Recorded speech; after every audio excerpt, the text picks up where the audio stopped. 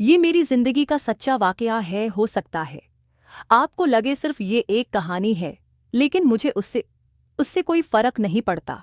बात है जब मैं नामी क्लास में थी और मेरा भाई 7वीं क्लास में था और छोटी बहन 5वीं क्लास में थी और मैं सबसे बड़ी थी बहन भाइयों। कहानी शुरू करने से पहले अब दोस्तों से दरख्वास्त है, हमारे चैनल को सब्सक्राइब करें। मेरा नाम सदरा और भाई का नाम ज़ेन है और छोटे बहन का नाम इमारा है। मेरी उम्र इस वक्त 17 साल है। हम लाहौर में रहते हैं। ये उन दिनों की बात है जब मेरी नामी क्लास के इम्तहान करीब थे। बिल्कुल आजकल का मौसम था, मार्च अप्रैल का महीना था। मेरी रियाजी बहुत कमज़ोर थी, तो पापा ने मेरे लिए होम ट्यूशन टीचर तलाश किया कि चलो तीनों बहन भाई पढ़ लेंगे। टीचर का नाम अली था और भरपूर जवानी के साथ साथ उनकी दाढ़ी भी थी। अली बहुत ही खूबसूरत और हसीन था। उसकी उम्र अभी 22 साल थी और शक्ल तो बिल्कुल मासूमाना और शराफत ऐसी कि कोई भी धोखा खा सकता था। तो उसकी शराफत की वजह से वो सीधा हमारे बैठक में आ जाते और इधर हमें पढ़ाते। कुछ दिन अम्मी जान ने ख्याल रखा और उसने अम्मी जान का आतबार भी जीत लिया। अब मामा उस पर ध्यान न देती, बल्कि अपने काम में मसरूफ रहती।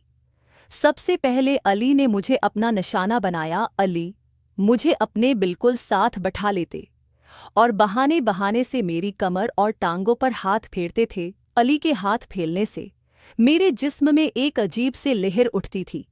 मेरे जिस्म की आग बढ़ जाती।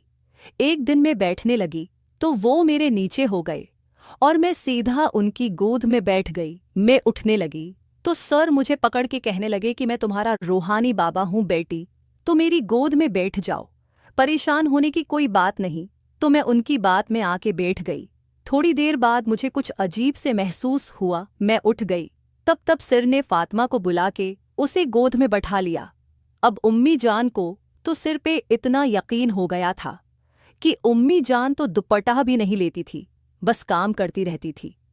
एक दिन मैंने देखा सिर मुझे पढ़ाते पढ़ाते बार बार उम्मी जान को देख रहे थे। मैंने उम्मी की तरफ देखा तो वह सफाई कर रही थी। मेरे पेपर खत्म हुए और मैं पास हो गई। अब मैं अगली क्लास में हो गई थी।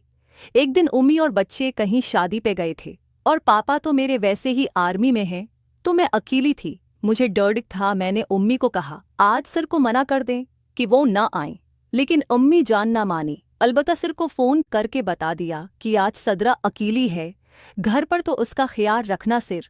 तो बस उसी मौका के इंतज़ार में थे। सिर इस दिन 1 घंटा पहले ही आ गए।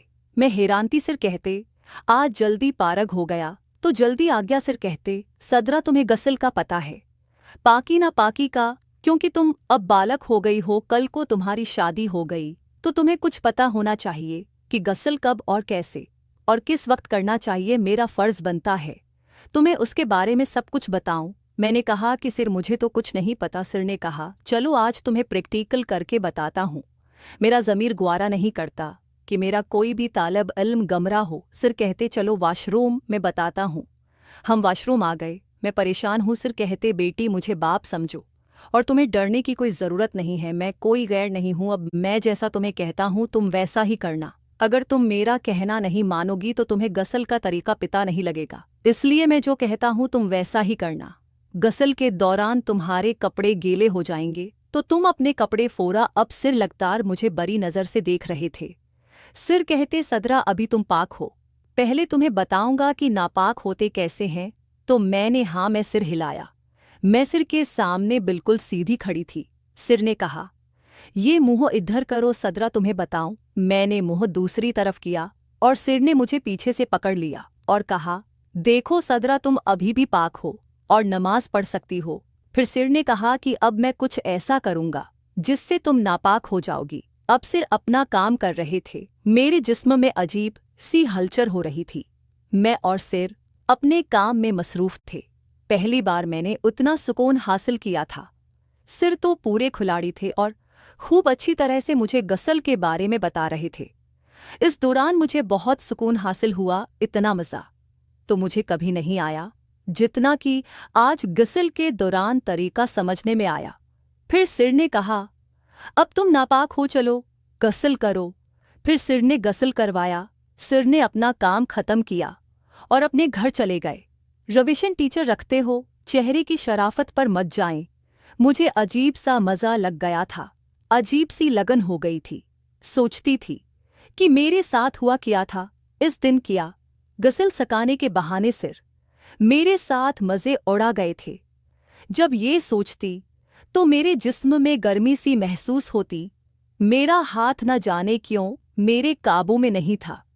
क्लास में भी मुझे सर याद आने लगे।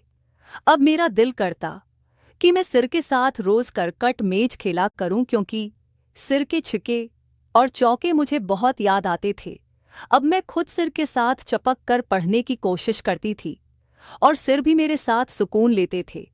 एक दिन सिर कहते कि सदरा मैं तुम्हारा आशिक हो गया हूं, तुम्हें गुस्सिल करना नहीं सिखाना चाहिए था। मुझे अब शैतान वर्ग लाता है कि सदरा के साथ कुछ करो। मैं बहुत परेशान हूं, मेरा जिस्म मुझे बहुत तंग करता है। सिर कहने लगे कि मैं तुमसे बहुत प्यार करता हूं और तुम्हारे